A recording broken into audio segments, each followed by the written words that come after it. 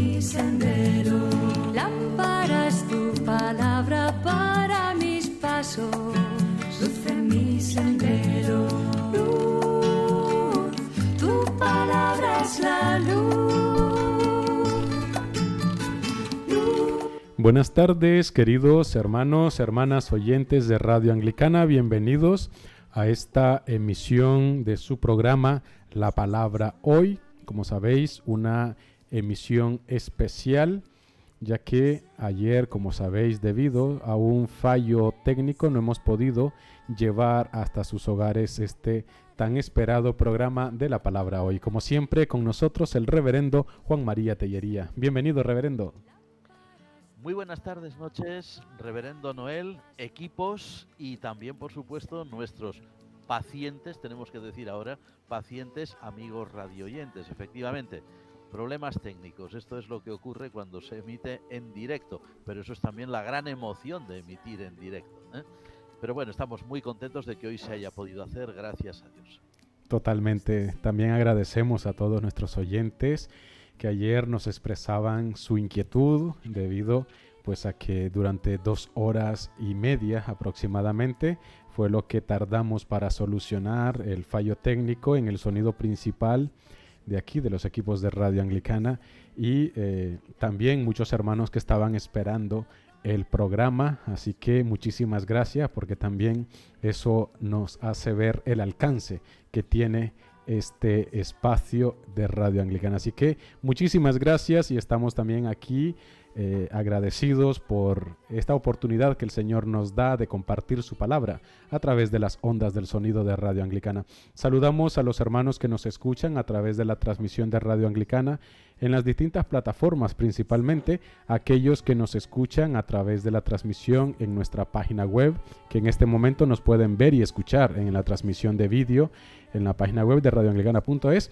y aquellos hermanos también que nos escuchan a través de la transmisión en nuestras aplicaciones para dispositivos Android e iOS. También los hermanos que nos siguen a través de la transmisión de nuestra página de Facebook de Radio Anglicana y también en el grupo de amigos de Radio Anglicana. Muchas gracias a todos por acompañarnos. Continuamos hoy con las reflexiones en torno a la carta a los Romanos, y en esta ocasión vamos a continuar con estas reflexiones. Nuestro tema de hoy es el indicativo de la salvación, según San Pablo, podríamos decirlo.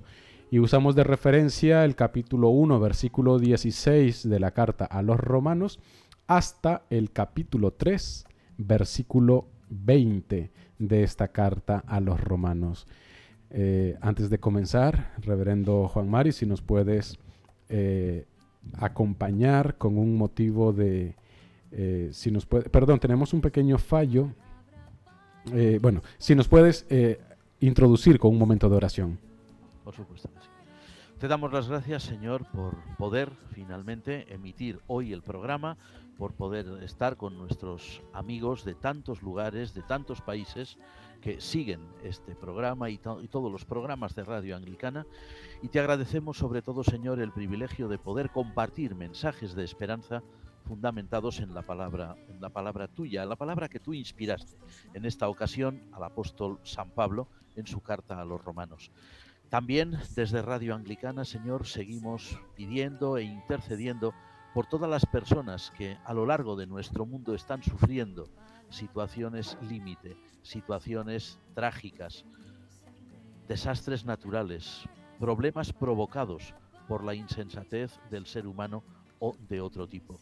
Te pedimos también, Señor, para ellos tu bendición y que ellos sepan siempre que desde aquí los tenemos muy presentes en nuestras oraciones.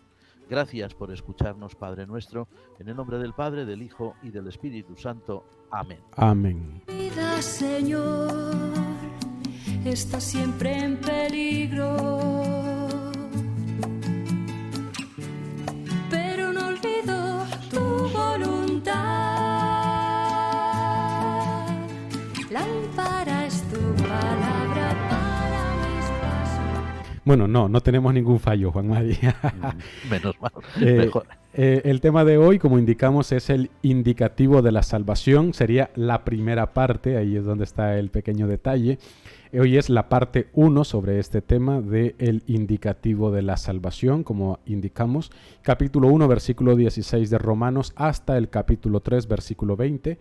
Estos serían pues parte, casi 3 capítulos de referencia que vamos a tener para el desarrollo de este programa. También les recordamos a nuestros queridos oyentes que si en el transcurso del programa tienen alguna inquietud, alguna pregunta, pueden hacérnosla llegar a nuestro número de WhatsApp, el 698-6806-96.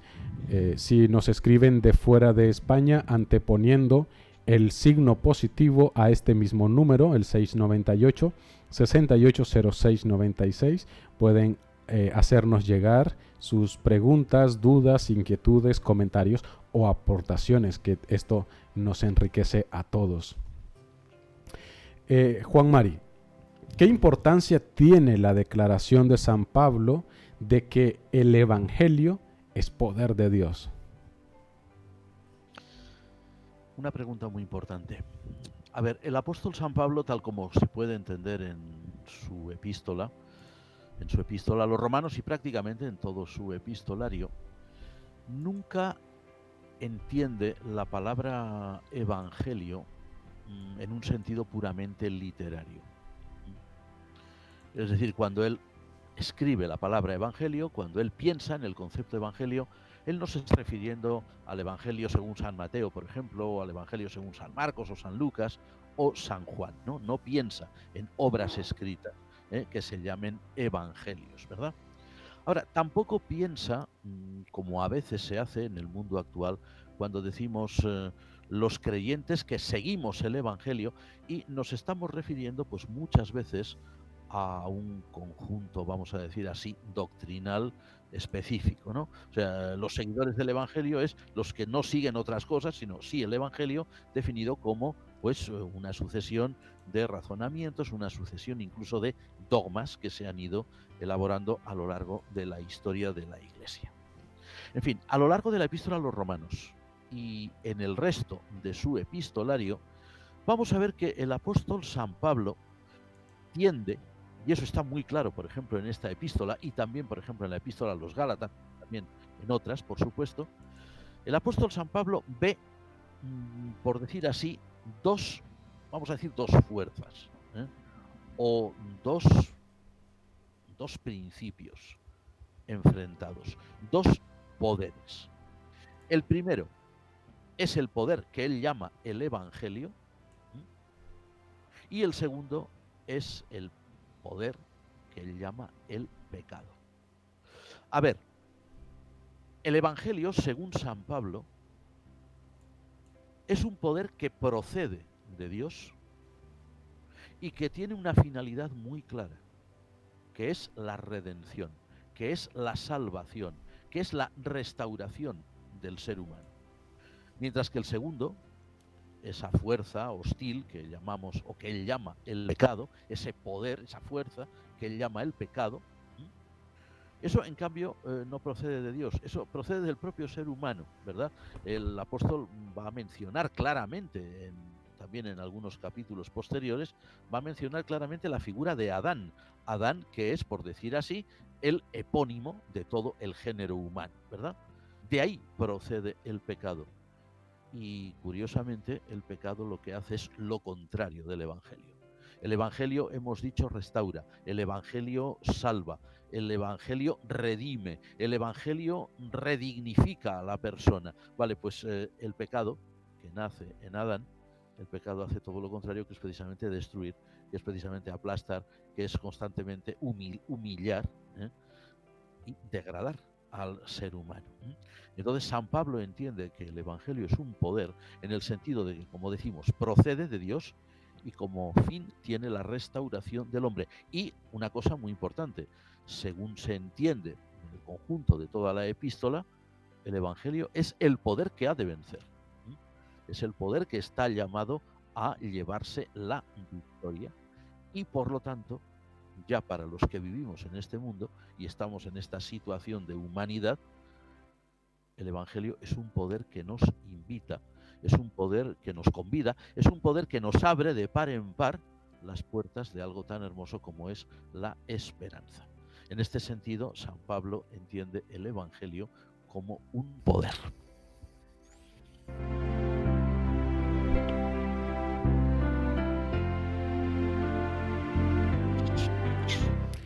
En 2017, cuando conmemorábamos el 500 aniversario de la Reforma Luterana, de la Reforma Protestante, uno de los grandes eslogan que se emplearon como el sentido de la reforma era "el justo por la fe vivirá". ¿Qué significado puede tener esta frase del justo por la fe vivirá que citó el apóstol Pablo, que causó tanto impacto en la vida de Martín Lutero? ¿Y de dónde se le habrá ocurrido a Pablo la frase? Una cosa está clara, seguro que el apóstol San Pablo jamás pensó, cuando escribía la epístola a los romanos, jamás pensó en que estas palabras que él estaba escribiendo iban a organizar 16 siglos después un revuelo tan grande, evidentemente, ¿no? Bueno, está claro que San Pablo ni ningún autor de la Biblia pues podía imaginar cómo iba a ser el devenir del pueblo de Dios, o en el caso del Nuevo Testamento, el devenir de la Iglesia. A ver, estas palabras tienen una enorme trascendencia, porque además es que no es que se las invente el apóstol, ¿verdad? Lo que hace el apóstol San Pablo es citarlas. Y las cita de un libro del Antiguo Testamento, concretamente de un libro de uno de los llamados profetas menores, pero menores no por la importancia de lo que dicen, fijémonos si esta palabra tuvo importancia, sino porque son libros muy pequeñitos. Concretamente es el libro del profeta Habacuc. Un profeta, bueno, el capítulo 2, versículo 4, ¿no? Eso es un texto que casi todo el mundo sabe ya de memoria, ¿no? Pero un profeta que vive, y esto es lo importante, que la cita procede de un profeta que vive y escribe en un momento de una gran angustia. El momento, Habacuc es contemporáneo, testigo presencial de la caída de Jerusalén en manos de los babilonios. La destrucción de Jerusalén, la destrucción del templo de Salomón, la destrucción, vamos, de todo lo que era la nación judía, ¿verdad? La cautividad, cuando los babilonios se llevan a los judíos a su país, ¿verdad? Habacuc es, por lo tanto, contemporáneo del gran profeta Jeremías y de algunos otros más, Ezequiel, por ejemplo. Bien, este texto son unas palabras, según el libro de Habacuc, que Dios le dice al profeta cuando el profeta escribe angustiado. Señor, ¿y ahora qué va a pasar, no? Ahora se nos va todo al traste, o sea, se va la ciudad santa, se va el templo donde tú residías, ¿qué va a quedar ahí, no? Entonces San Pablo, con mucha habilidad, conocía bien, evidentemente, las Sagradas Escrituras, emplea este pasaje y estas palabras, el justo por su fe vivirá, o como traducen otros, el justo vivirá por su confianza. Fe y confianza es exactamente lo mismo en el idioma en que San Pablo escribe, en el idioma griego, para indicar uno de los principios básicos del cristianismo. Y un principio básico, o ese principio, uno de esos principios básicos del cristianismo, es precisamente la confianza plena. Pero una confianza, decimos, plena, es decir, absoluta, total, no parcial, no circunstancial. Una confianza absoluta en un Dios que, a pesar de las 1001 tribulaciones por las cuales podamos estar viviendo, a nivel personal, individual o a nivel colectivo, una esperanza total en que Dios va a actuar. Más todavía, una esperanza total y absoluta en que Dios siempre está ahí. El gran problema que tenía en su tiempo el profeta Habacuc era el creer, como muchos en su momento, que si el templo era destruido, si la ciudad santa era destruida, ¿dónde se quedaba Dios? Dios se quedaba sin morada, Dios se quedaba sin casa. ¿Qué pasaba? ¿Que Dios se marchaba? ¿Que Dios desaparecía? ¿Que los babilonios lo expulsaban? Y Dios le va a decir esto: justo vivirá por su fe. Y San Pablo emplea estas mismas palabras para decir claramente que ese poder de Dios que hemos mencionado, que tú preguntabas antes, ese gran poder que es el Evangelio y que, como decíamos, nos abre las puertas par en par, las puertas de la esperanza, ese poder está ahí para que nosotros como creyentes sepamos que Dios nunca nos abandona, a pesar de las circunstancias, o aunque todo lo que nos rodee parezca, como le ocurría al pobre Habacuc, que se venga todo abajo, que, en fin, que ya no va a quedar nada. No es de extrañar que este fuera, pues, como has mencionado muy bien, uno de los eslogans del centenario, del quinto centenario de la Reforma, y también, pues, un texto capital para el gran reformador que fue Martín Lutero, un hombre especialmente atribulado, un hombre que sufría, un hombre que se veía dejado de la mano de Dios, abandonado, que se creía solo, que se creía que por sus circunstancias particulares, personales y las de todo el mundo que le rodeaba, pues que todo iba a desaparecer. Al leer en la epístola a los romanos estas palabras, el gran reformador Martín Lutero entendió que había algo que nunca cambiaba, que había unas promesas que siempre se iban a cumplir y lo más importante de todo, que había un Dios que estaba siempre presente, aunque no se lo viera, siempre estaba ahí. No estaría de más, no estaría de más que todos los que hoy nos llamamos reformados volviéramos a leer esta epístola a los romanos y volviéramos a esta fuente de la reforma que, como vemos, es más antigua que el propio cristianismo. Son unas palabras dichas por Dios a un hombre que se llamaba Habacuc y un hombre que tenía miedo porque veía que todo su mundo desaparecía. Antes de continuar, Juan Mari, si puedes revisar la conexión, el conector que va hacia el ordenador del sonido, al parecer está mal conectado porque se va, se viene y nos está dando ese pequeño fallo.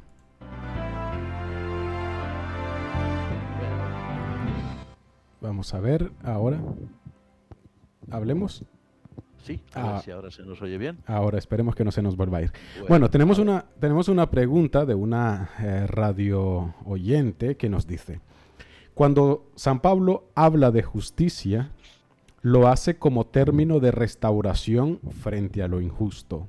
Entonces, ¿qué relación tiene la justicia divina con la salvación? Pues muy buena pregunta y la respuesta es inmediata. La salvación es la manifestación más grande de la justicia divina. Y podríamos decirlo al revés. La justicia divina es la manifestación más grande de la salvación. Salvación y justicia, en el vocabulario de San Pablo y en el vocabulario en realidad de toda la Sagrada Escritura, son sinónimos. Que esto es una cosa muy sorprendente porque nosotros tenemos normal, somos seres humanos, tenemos una tendencia muy grande a entender la justicia divina con los patrones humanos. A ver, la justicia humana no es injusta, como a veces se dice, sobre todo la justicia de las sociedades que se llaman a sí mismas civilizadas y que a veces no lo son en absoluto, ¿no? Pero al menos tienen unos buenos patrones y unos buenos fundamentos. Nuestra concepción de la justicia se basa, la justicia humana, en el mundo occidental, pero también en otros, ¿no?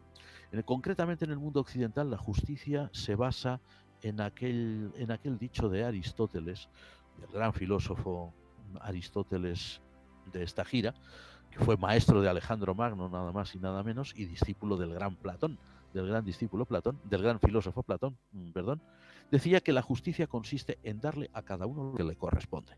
Claro, si lo miramos bien, eso es extraordinario, ¿no? A cada uno lo suyo. Claro, lo que ocurre es que cuando el ser humano comete una infracción o comete delitos, lógicamente lo que le corresponde no es precisamente aplausos por parte de la sociedad. Y entonces es aquí donde a las sociedades humanas, como se suele decir vulgarmente, se les puede ir la mano, ¿no? Y de hecho así ha sido. Han existido épocas en la historia no demasiado lejanas, no muy lejanas para el tiempo en que vivimos, en las cuales prácticamente una persona que por necesidad, aunque no fuera justificable, robaba para comer, no atracaba un banco para irse a Dubái, sino que robaba para comer y para dar de comer a su familia, en nuestra civilizadísima Europa occidental, a esas personas se las condenaba a muerte. igual que si fueran pues salteadores de caminos, asesinos, lo que fuera. La justicia humana en principio no tiene por qué ser injusta y los principios sobre los que se basa son correctos. El problema es cómo se ha aplicado. La justicia divina no se parece en nada a la justicia humana y de hecho la llamamos justicia porque es que en realidad hay problemas enormes a la hora de, en cualquier idioma, de describir cómo es Dios y cómo es la acción divina. Cuando hablamos de justicia divina, nunca es el principio de Aristóteles, ese de dar a cada uno lo que le corresponde. El principio de la justicia divina es mostrar la misericordia de Dios. Por lo tanto, no dar lo que corresponde, sino dar lo que Dios quiere dar, porque es nuestro Padre, que es completamente distinto. O sea, en este sentido, justicia, redención, salvación, se pueden entender perfectamente bien como sinónimos. Pues ahí está la respuesta a esta inquietud planteada. Volvemos con estos textos de referencia. En estos textos podemos entender que San Pablo así lo expresa, ¿no? De que ante Dios no hay diferencia entre judío y griego. Podríamos pensar que esto sería un gran contraste con algunos textos que encontramos en el Antiguo Testamento, donde dice Dios pues que da unas leyes y unas normas para que la nación de Israel sea diferente al resto de naciones. ¿Por qué para San Pablo no hay diferencia entre paganos, entre gentiles y judíos ante Dios? El problema es que cuando San Pablo escribe estas cosas, a ver, él era un hombre inteligente, era judío, sabía muy bien cómo pensaban los judíos. Además, no solamente que era judío, sino que era fariseo, es decir, que él era miembro o seguidor de una de las facciones, sectas, dicen algunos hoy, de una de las facciones de la religión judía más estrictas. Concretamente los fariseos, como sabemos bien, en la historia del pueblo judío, fueron los que marcaron la trayectoria futura del judaísmo. Es decir, el judaísmo actual, la religión judía actual, es una derivación de los antiguos fariseos. No ha quedado nada de los saduceos, no ha quedado nada de los esenios, no ha quedado nada de otros grupos judíos que existían. Fueron los fariseos, los maestros fariseos, en los evangelios los llaman los escribas, que eran las personas pensantes, las personas que estudiaban las escrituras, que reflexionaban sobre ellas, las personas que recopilaban las tradiciones. Bueno, pues fueron ellos los que dieron su color al judaísmo. San Pablo, cuando escribe estas palabras que tú citas muy bien, en las que él no hace diferencia, pero él sabe que estaba provocando, para cualquier judío que leyera o escuchara lo que él decía, estaba provocando una verdadera crisis. A ver, el pueblo judío, muy bien has señalado que hay pasajes en el Antiguo Testamento en los cuales Israel tiene plena conciencia de que es un pueblo aparte y de que es un pueblo al que Dios ha escogido y de que es un pueblo depositario de una revelación, depositario de una verdad revelada, depositario de una herencia sagrada que Dios les ha dado y que no se la ha dado a otros. Hace ya, pues, no sé cuánto tiempo, bastante, en alguno de los programas anteriores, hablando sobre algún otro libro de la Santa Biblia, habíamos dicho que el problema de los judíos fue que ellos no comprendieron bien la misión que Dios les había dado. Es cierto que Dios los había escogido, los había puesto aparte. Es cierto que Dios se les había revelado, a otros no. Es cierto que Dios les había entregado un depósito, les había entregado una revelación plena, completa. Pero les había dado una misión, ser pueblo sacerdotal. Es decir, Dios no había escogido a Israel en contra de los demás, sino que lo había escogido para que fuera la nación sacerdotal que intercediera por las demás y que presentara a las demás el rostro de Dios. Israel entendió muy bien la primera parte. Somos el pueblo escogido.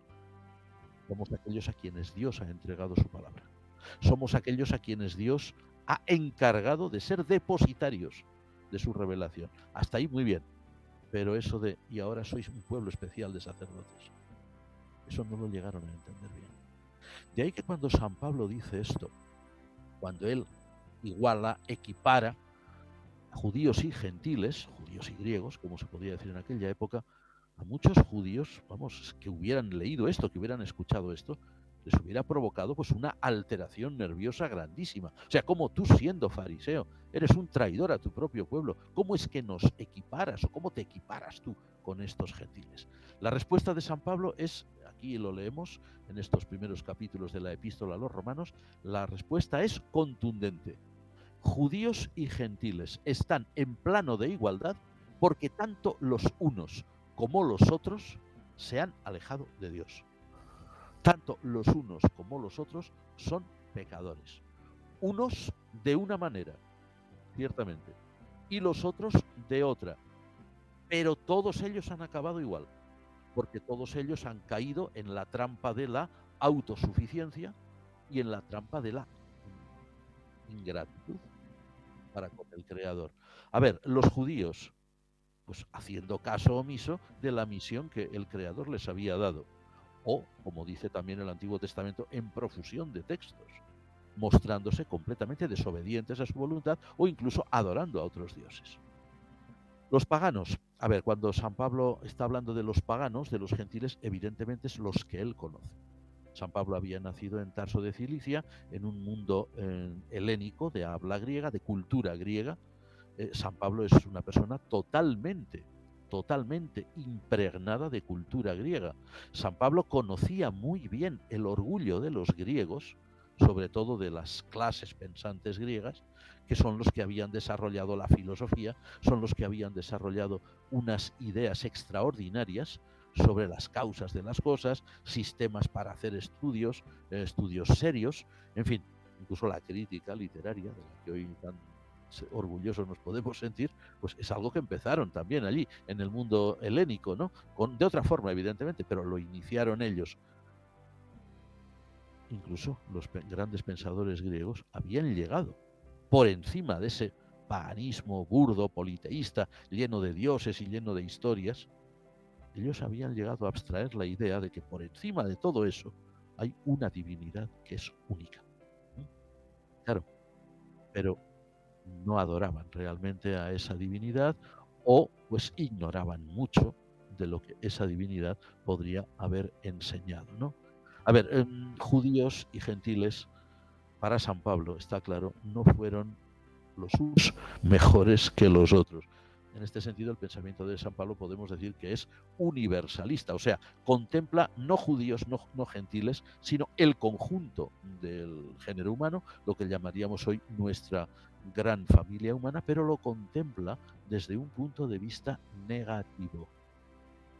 Todos están bajo pecado, todos son ingratos, todos se han alejado. Recordemos que también cita un salmo donde dice no hay justo ni siquiera uno, etcétera, ¿no? Pero también los contempla desde el punto de vista positivo. San Pablo también indica claramente que la redención que Dios ha provisto a través de su Hijo Jesucristo no es solo para los judíos o no es solo para los gentiles, sino que también es para el conjunto. Es decir, que por decirlo de una forma así sencilla, para San Pablo no hay diferencia entre judío y gentil o entre judíos y gentiles a los ojos de Dios, porque son todos criaturas humanas, todos criaturas necesitadas de redención, unos de una manera, otros de otra, y finalmente una misma especie, una misma familia. A ver, por algo le llamaron a San Pablo el apóstol de los gentiles, evidentemente siendo judío. Y no olvidemos, según el libro de los Hechos de los Apóstoles, aunque San Pablo fue el apóstol de los gentiles, cuando llegaba a una ciudad, lo primero que hacía era visitar la sinagoga judía, visitar a sus propios hermanos y predicarles allí el Evangelio. Si le escuchaban, muy bien, y cuando no, los que no le escuchaban, pues allá ellos. Luego él iba a los gentiles, pero primero iba a su propio pueblo.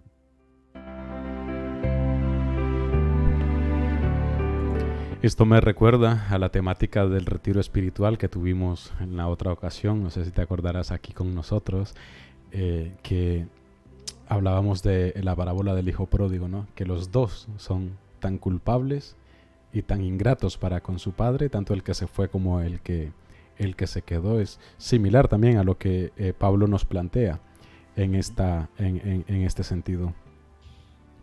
Juan Mari, pero ¿no estaban los judíos mejor emplazados que los gentiles para conocer a Dios? Sin duda. ¿Y qué pasó ahí en el camino? ¿Qué pasaba? Sin duda. Fijámonos bien, los judíos, como hemos dicho, eran el pueblo que por una, ¿cómo diríamos? Por una especial manifestación de la misericordia divina, no por otra cosa, no por méritos propios, jamás, sino por pura gracia, los judíos eran el pueblo al que Dios había llamado, a sus antepasados, Abraham, Isaac, Jacob, los patriarcas y luego el propio Israel ya constituido como pueblo en Egipto a través de Moisés. Bueno, en teoría los judíos en teoría no, en la práctica, eso se lee en el Antiguo Testamento, los judíos habían recibido de manera muy directa la ley de Dios, es decir, la instrucción divina. Habían recibido los mensajes que Dios les enviaba a través de los profetas. El problema es que a lo largo, y el Antiguo Testamento no lo oculta, al contrario, a lo largo de su desgraciada historia, vamos a llamarlo así, aquel pueblo pues no dejaba de darle la espalda a Dios. Es decir, todo lo que Dios les había provisto por pura misericordia y por fidelidad de Dios a un pacto que él había realizado con unas personas que habían vivido en siglos pretéritos, los patriarcas, todo aquello que Dios tenía para aquel pueblo, pues aquel pueblo lo despreciaba totalmente. Incluso hay un profeta que es Ezequiel, tratamos sobre Ezequiel hace algún tiempo. Hay unos pasajes en el libro de Ezequiel en los que Dios le dice al profeta: yo te envío a la casa de Israel, que es una casa rebelde. Si te enviara a otros pueblos, ellos te escucharían, pero Israel no, porque es una casa rebelde. Es decir, a Dios no se le puede engañar, evidentísimamente, ¿no? Nadie puede engañar al Creador. Nos podemos engañar a nosotros mismos, pero al Creador no. El Creador no le mintió al profeta. Te envío a una casa rebelde, una casa desobediente, una casa que me da la espalda de continuo, que no hace caso a nada de lo que yo le digo, que rechaza, que desprecia todo cuanto yo les he provisto. Los judíos tuvieron evidentemente un privilegio enorme que otros pueblos no recibieron, pero evidenciaron con creces que no merecían ese privilegio. A ver, alguien podría decir, entonces, si en vez de los judíos hubieran sido, por ejemplo, los griegos o hubieran sido los habitantes de la India o de China, ¿ellos hubieran merecido esto? No, tampoco. Tampoco, y humanos como eran, y como son, y como somos, pues también se hubieran mostrado rebeldes en algún momento. La característica del ser humano, desgraciadamente, en relación con el Creador, pues no es mejor por ser judíos o no es mejor por ser gentiles, hubieran sido iguales. Pero la realidad es que Dios se reveló a Israel, e Israel no fue agradecido ni fue fiel a su Dios. Entonces, claro, la pregunta, ¿estaban mejor emplazados los judíos que los gentiles para conocer a Dios? Por supuesto que sí, mucho más. Ahora, ¿les sirvió de algo? Pues la verdad es que no, desgraciadamente no.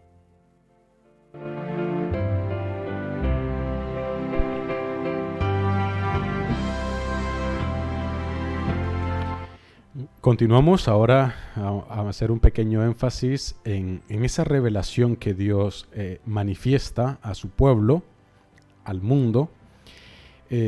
Juan Mari, ¿entiende el apóstol Pablo que hay una revelación natural de Dios equivalente a la ley judía? Esto es una pregunta que siempre hace que salten chispas por ahí, ¿verdad? Sobre todo en algunas corrientes de pensamiento protestante, donde se dice, además, claro, y lo han expresado autores que son de enorme talla, y que nos merecen todo nuestro respeto, ¿no? Y dicen, no puede haber una revelación natural. No puede haber una revelación natural equiparable a la palabra de Dios. Tienen razón, pero no tienen razón si niegan que existe una revelación natural. Evidentemente, la revelación natural no es equiparable a la revelación directa que Dios hace de sí mismo, o que Dios hace, pues, por ejemplo, de todo aquello que quiere transmitir a su pueblo, como por ejemplo la ley, ¿no? Evidentemente, pero sí que existe una revelación natural y San Pablo lo menciona claramente en el primer capítulo de la epístola a los romanos.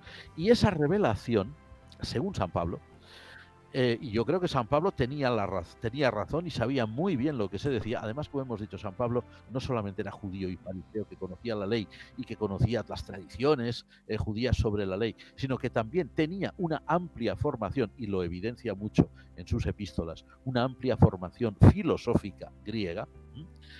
San Pablo es consciente de que la naturaleza, la creación, por decirlo así de una forma un poquito más ajustada, la creación da testimonio de Dios. Y fijémonos bien que San Pablo lo perfila muy bien. Dice su eterno poder y deidad. A ver, San Pablo nunca dirá, porque hubiera sido falso, ¿verdad? San Pablo nunca dirá, un pagano que no tenga la ley judía, a través de la naturaleza puede conocer todo lo que enseña la ley judía. No.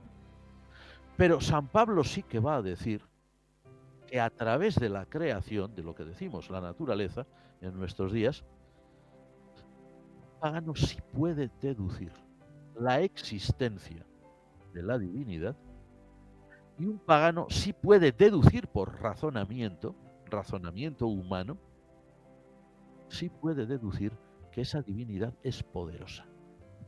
O sea, que no es un diosecillo menor de estos que hay en algunas mitologías, ¿no? Dioses menores que hacen lo que se les manda, que son una especie de recaderos divinos, una cosa así. No, no, no.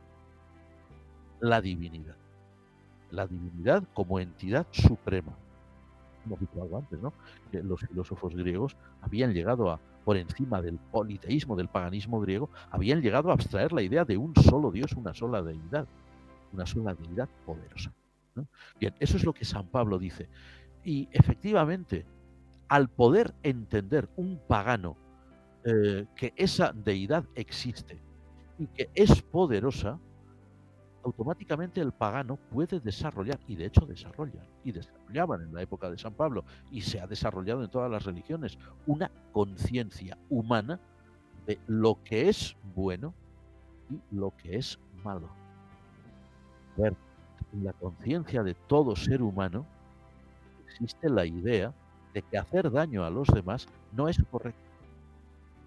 Puede haber, vamos a decir así, puede haber matizaciones.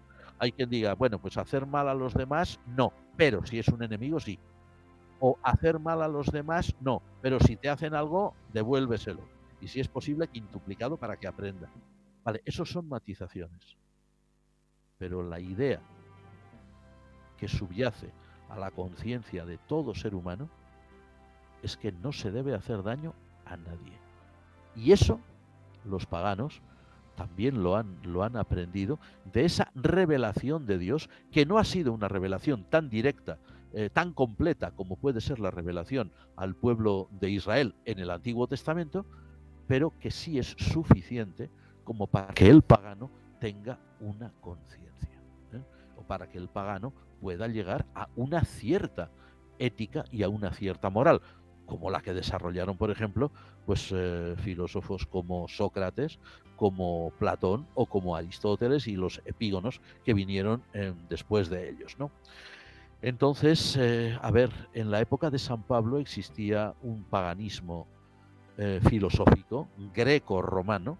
San Pablo fue contemporáneo de Séneca, por ejemplo, uno de los grandes filósofos romanos, estoico, que tenían una moral muy elevada y que profesaban valores éticos muy grandes.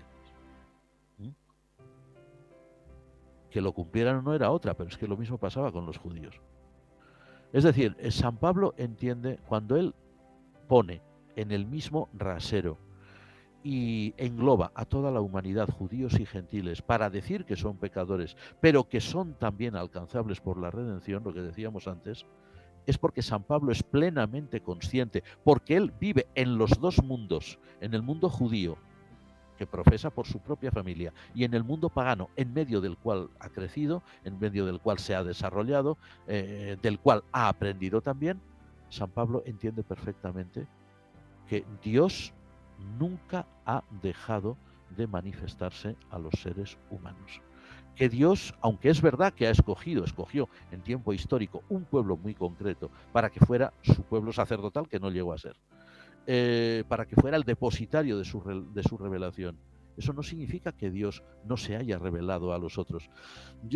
Cuando se habla de este tema, siempre nos gusta indicar en el libro de los Hechos de los Apóstoles, el capítulo 17, cuando San Pablo está en Atenas y cuando ve todos aquellos altares a los dioses y aquel Dios desconocido o al Dios no conocido, al Dios ignoto que decían los antiguos, bueno, pues todo el razonamiento del apóstol San Pablo, y dice bien claro que ese Dios siempre se ha dado a conocer a los hombres. Aunque los hombres no lo hayan conocido en su plenitud, o aunque los distintos pueblos no lo hayan sabido adorar en su plenitud, pero Dios siempre ha estado presente.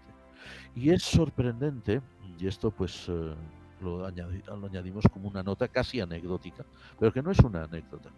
Es sorprendente cómo muchos misioneros cristianos, ya desde el momento en que las misiones despuntaron, pero no ya las primeras, los apóstoles cuando iban a predicar el Evangelio, sino ya después, cuando ya hubo un cristianismo más enraizado, más institucionalizado en el continente europeo, por ejemplo.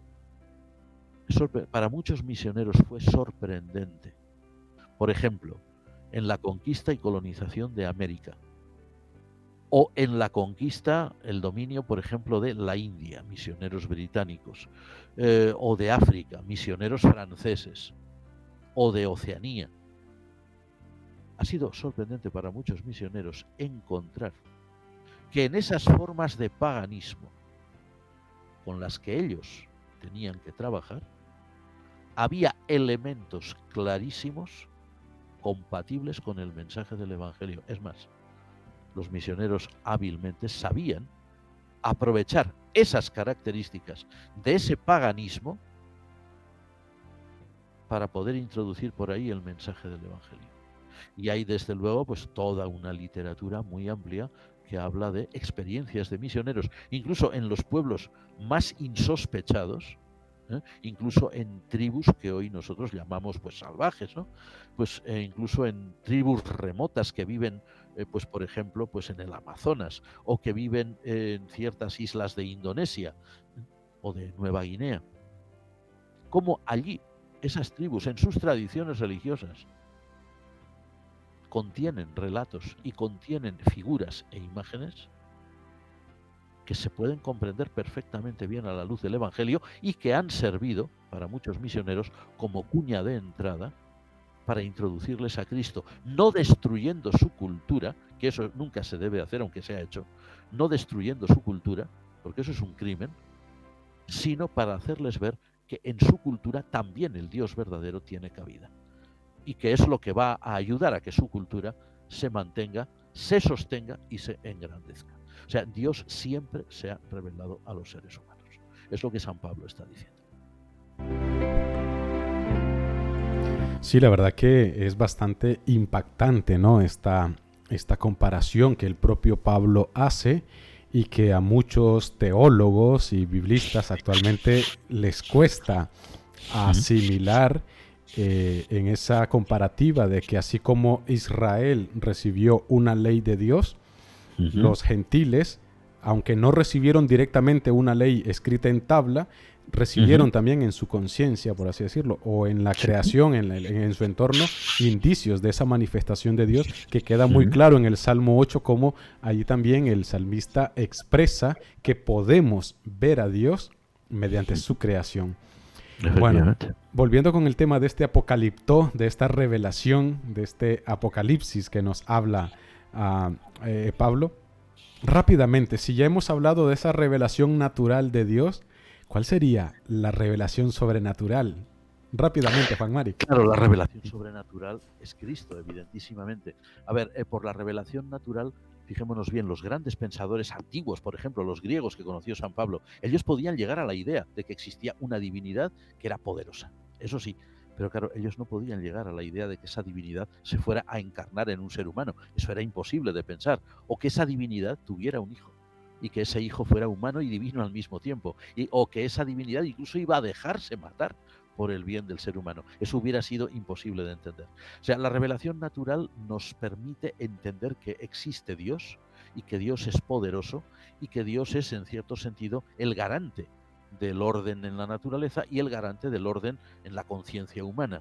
Eso lo permite, eso la mente humana puede llegar a concebirlo. Ahora, llegar a concebir que esa divinidad sea tan sumamente misericordiosa o tan sumamente compasiva como para querer ser uno con nosotros y subir a una cruz, eso es por una revelación especialísima de Dios, porque si no, ahí la mente humana no puede llegar. Tenemos también una pregunta que nos ha llegado ya en el último momento, Juan Mari, también rápidamente.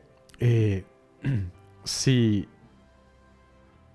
permíteme que tenemos que hacer un pequeño apaño en la redacción. Muy bien.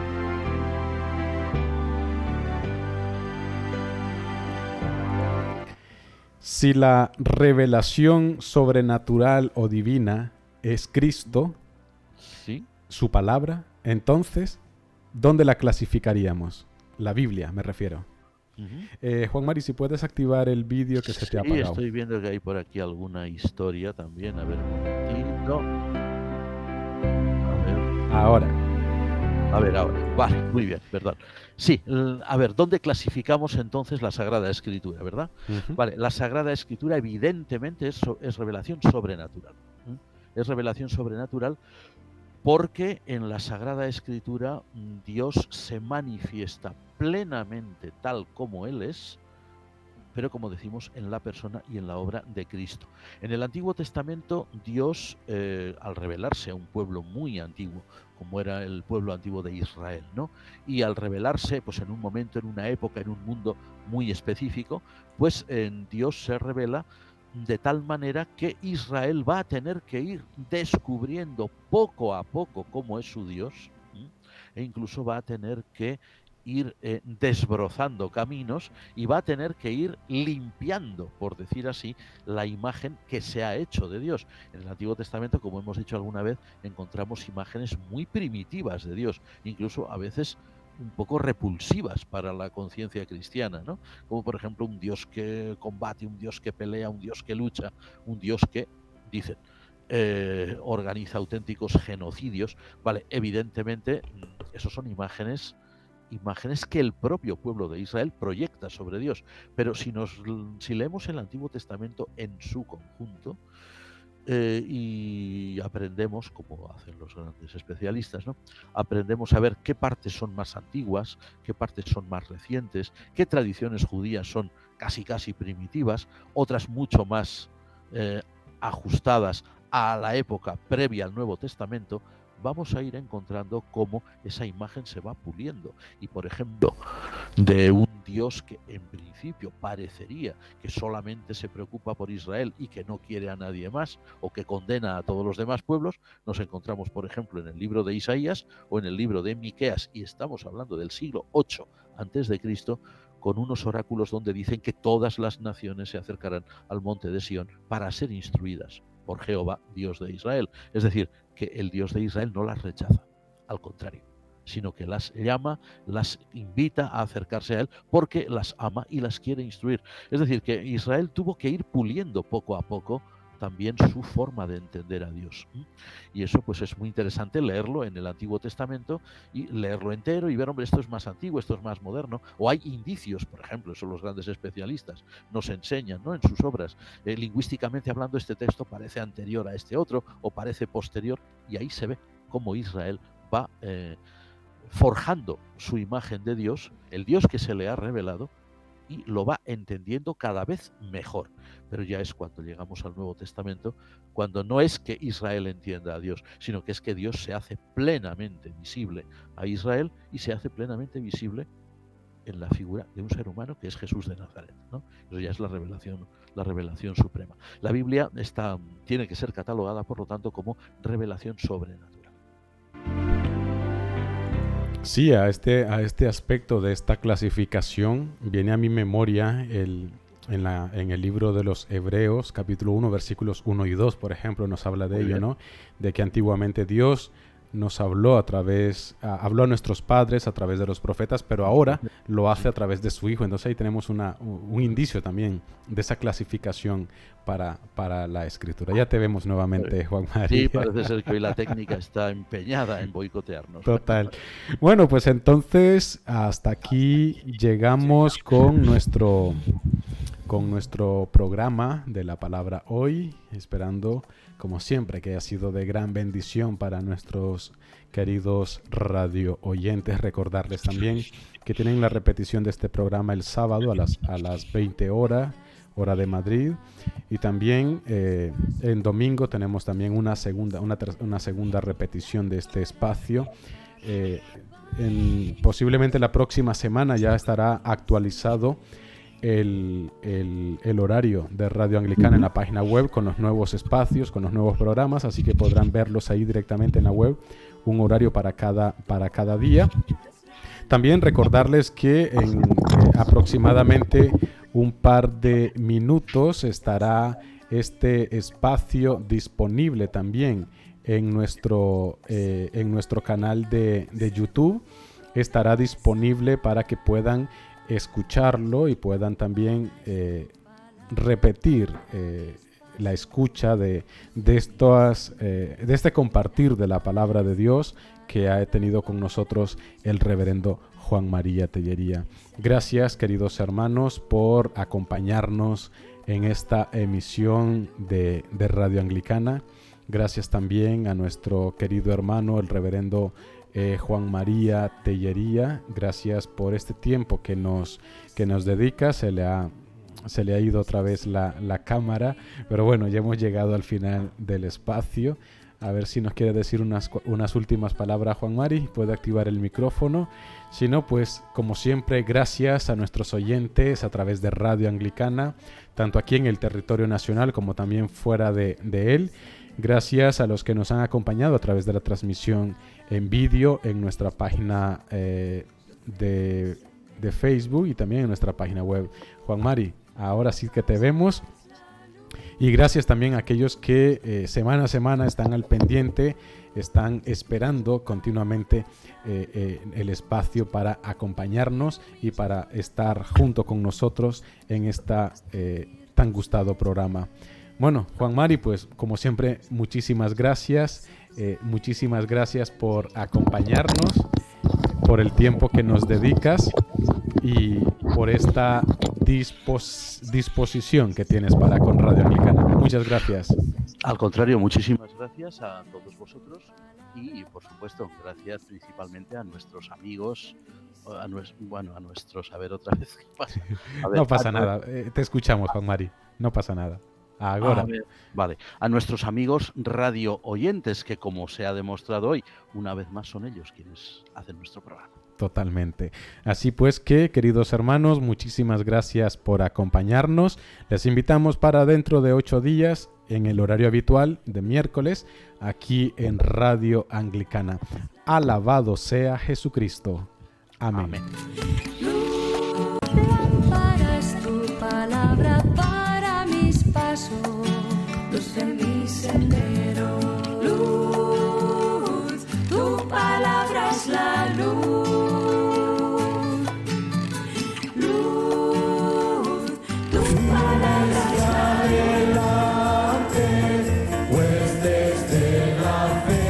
Usted está en sintonía de Radio Anglicana, transmitiendo vía internet en www.radioanglicana.es. También puede escucharnos en su dispositivo móvil, descargando nuestra aplicación para Android e iOS. Radio Anglicana, la voz de la Iglesia.